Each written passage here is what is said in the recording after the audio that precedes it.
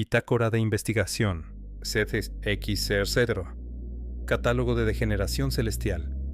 A lo largo de la historia sagrada, los primeros registros de inestabilidad en la estructura angelical se remontan a un episodio, conocido entre los círculos más antiguos como la Primera Guerra de los Cielos. Fue entonces cuando surgieron los denominados ángeles caídos. El nombre resulta impreciso. A diferencia de los casos actuales, estos especímenes no presentaban mutaciones físicas notables. Conservaban su forma original: alas simétricas, cuerpos armónicos, rostros aún capaces de inspirar devoción. La alteración se manifestaba en el eje funcional de su existencia. Dejaron de servir a Dios. No obstante, mantenían una conciencia plena de la divinidad, una certeza absoluta sobre su poder, su sabiduría, su presencia. Esa creencia, aunque distorsionada por el rencor y el miedo, bastaba para mantener la estabilidad de su código. El sistema espiritual que los constituía permanecía operativo, aunque corrupto. Su fe fue reemplazada por una antife, funcional, pero orientada a manejar la negación.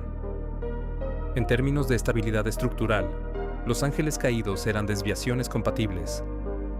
La mutación no representaba una ruptura crítica, sino una variación tolerada dentro del sistema.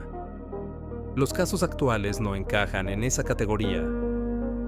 Las nuevas entidades presentan una falla de orden superior. No son seres que abandonaron su devoción o la invirtieron. Son entidades que carecen de un objeto de creencia. Asumen, sin margen de duda, que Dios ha muerto. No manifiestan rebeldía ni negación, solo vacío. Ese vacío no representa una simple pérdida de función. Se presenta como una discontinuidad estructural, una ausencia detectable en el código espiritual base. No hablamos de disidentes, hablamos de unidades desconectadas, sistemas operativos sin servidor central, fragmentos huérfanos de propósito. En ellos, el alma ha comenzado a colapsar, y en el proceso, corrompe la forma que antes sostenía. Este informe marca el inicio del análisis del primer espécimen. Análisis de espécimen. BLU. ASA 01. Nombre asignado: Ángel Azul. El sujeto clasificado como Ángel Azul representa un caso de disolución angelical total, en el que la forma física ha dejado de existir como entidad coherente. Actualmente, el espécimen flota sin rumbo, desprovisto de toda trayectoria funcional, sin mostrar señales de voluntad o conciencia activa. Su estructura corpórea colapsó en un proceso de desintegración no violento, pero irreversible. En su lugar, quedó una nube de partículas luminosas, con características espectrales similares a las de una nebulosa. Visualmente indistinguible de los fenómenos cósmicos naturales, la única evidencia de su origen angelical radica en las emisiones sonoras que produce. A intervalos impredecibles, emite un patrón acústico similar a un sollozo. Estas emisiones no parecen tener función comunicativa, ni están dirigidas hacia ningún receptor discernible. Se desconoce si son vestigios de un lamento consciente o simples residuos de actividad neuronal espiritual. El sujeto ha sucumbido por completo a la pérdida de propósito, resultado de la muerte de su creador. Sin función, sin fe, sin mandato. Análisis de espécimen DEPN A-2. Nombre asignado: el que ruega con la mirada. El espécimen presenta una mutación radical en su configuración angelical original. A diferencia de otros casos, esta entidad ha desarrollado un cuadro único de dependencia afectiva extrema, originado en una amalgama de emociones concentradas en la desesperación y el abandono. La criatura conserva una forma vagamente humanoide. Su cuerpo es delgado y negro, no refleja sombras, ni proyecta brillo. Su cabeza, aunque completamente humana en estructura, carece de los rasgos típicos de una cara viva. No posee boca, nariz, ni orejas, Solo un par de ojos sin párpados, siempre abiertos, clavados en una mirada de súplica. El espécimen vaga sin rumbo hasta que detecta a una criatura viviente. Al percibir la presencia de otro, se lanza a gran velocidad y no parará hasta llegar a su objetivo. Lo que ocurre después depende completamente de la reacción emocional del observado. Si reacciona aún con la más mínima muestra de miedo, rechazo o repulsión, el espécimen entra en un estado de violencia descontrolada, desmembrando y desgarrando con sus manos a la víctima. Este estallido de agresión es inmediato y devastador, sin señales previas que alerten del cambio.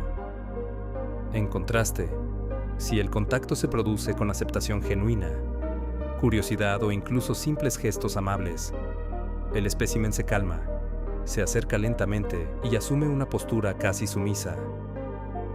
Análisis preliminares sugieren que la ruptura interna que afectó a esta entidad no fue simplemente la pérdida de fe, sino algo mucho más profundo y corrosivo: la necesidad patológica de ser visto, reconocido y valorado. No busca devoción, busca validación, solo quiere ser visto. Análisis de espécimen. MRTA-01. Nombre asignado: el marionetista de almas. El espécimen designado como MRTA-01 es un caso extremo de mutación agresiva en entidades de origen angelical. A diferencia de otros especímenes que sucumben a la disolución o al colapso estructural, este ser ha evolucionado hacia una forma de depredación consciente, estratégica y emocionalmente dirigida. Donde debería encontrarse la boca o la nariz, se extiende una grieta vertical que recorre la mitad de su rostro. Esta abertura, irregular y profundamente marcada, se extiende hasta casi dividirle el cráneo y parece vibrar internamente cuando emite sonidos. Posee 4 ojos, distribuidos horizontalmente alrededor de su cabeza, cada uno perpetuamente abierto. Estos ojos están fijados en diferentes direcciones, dándole una visión constante y omnipresente de su entorno inmediato. El comportamiento del marionetista revela un método de caza mórbidamente calculado. Cuando localiza un planeta con presencia de vida inteligente, se oculta en las sombras de estructuras abandonadas o en regiones de penumbra. Allí permanece inmóvil, comprimiendo su cuerpo hasta parecer inofensivo, como una estatua olvidada, casi parte del entorno. Solo cuando ha comprendido los patrones básicos de comunicación y comportamiento de su entorno, selecciona a sus víctimas. Prefiere a aquellos con fuertes vínculos emocionales, familias, parejas, niños. Esto maximiza el impacto emocional de sus ataques, creando una ola de pánico que se extiende más allá de la víctima inicial. Cuando atrapa a su primera presa, no la elimina de inmediato. En lugar de eso, realiza un estudio exhaustivo, examinando su estructura física y comprendiendo los matices de su fisiología. Aprende los patrones de respiración, las pulsaciones del corazón, las vibraciones que producen sus cuerdas vocales. Todo para poder replicar la voz de su víctima con precisión inquietante. Una vez completado su estudio, incorpora esta comprensión a su propia estructura. Al vibrar internamente su grieta facial, es capaz de imitar a la perfección los tonos, inflexiones y patrones de habla del individuo caído.